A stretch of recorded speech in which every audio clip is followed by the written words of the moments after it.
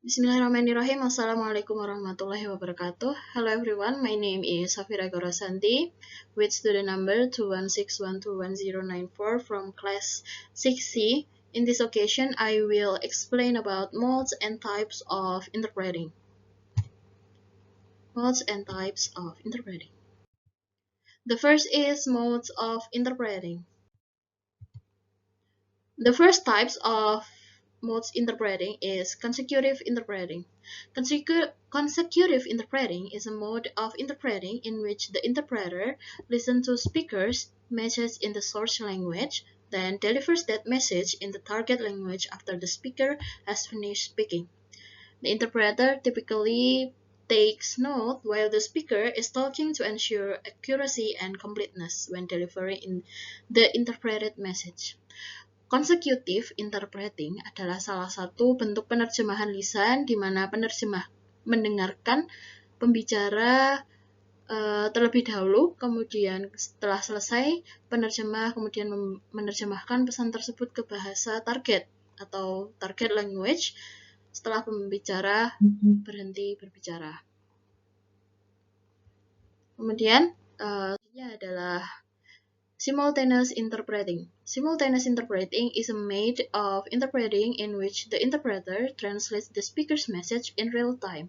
As the speaker is talking, this method requires interpreters to listen to the speaker and translate the message almost simultaneously, usually with a delay of just a few seconds.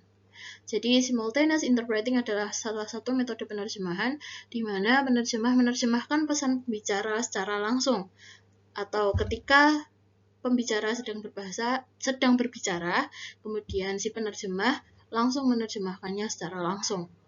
Kemudian penjelasan selanjutnya adalah saya akan menjelaskan about types of interpreting.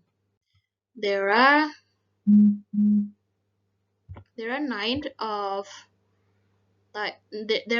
types of interpreting. The first is conference interpreting.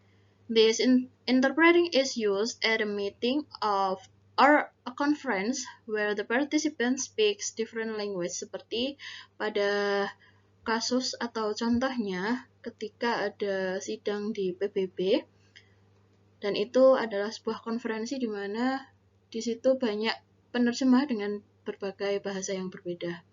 Kemudian yang kedua adalah escort interpreting. Escort interpreting is a type of consecutive interpreting which is usually used for a small informal meeting. Escort interpreting ini salah satu contohnya adalah kegiatan guiding ketika berwisata.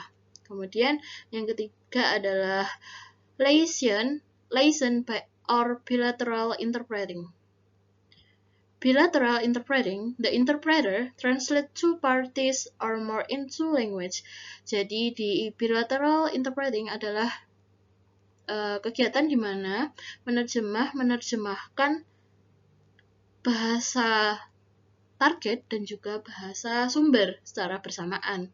Seperti itu. Kemudian yang selanjutnya adalah telephone interpreting. It's actually a bilateral interpreting which use telephone as the media.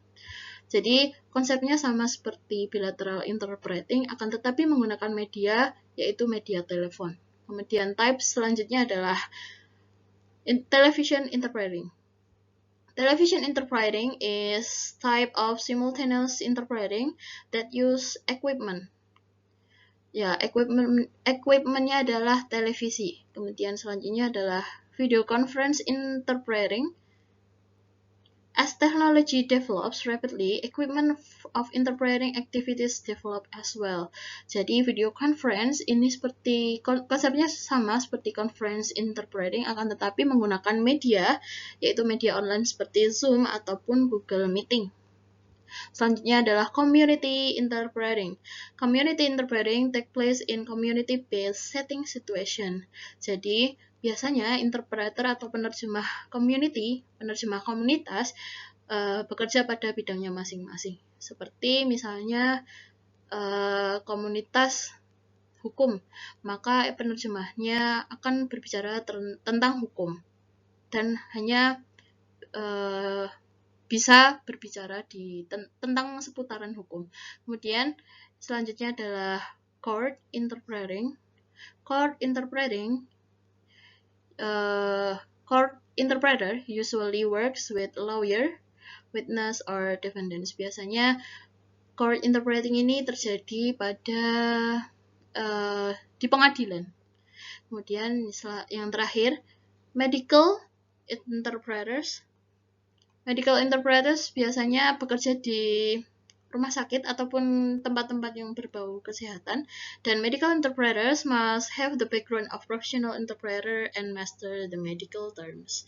Jadi seorang penerjemah medical biasanya juga harus menguasai tentang istilah-istilah medis. Sekian dari saya, that's all from me. Thank you for watching. Wassalamualaikum warahmatullahi wabarakatuh.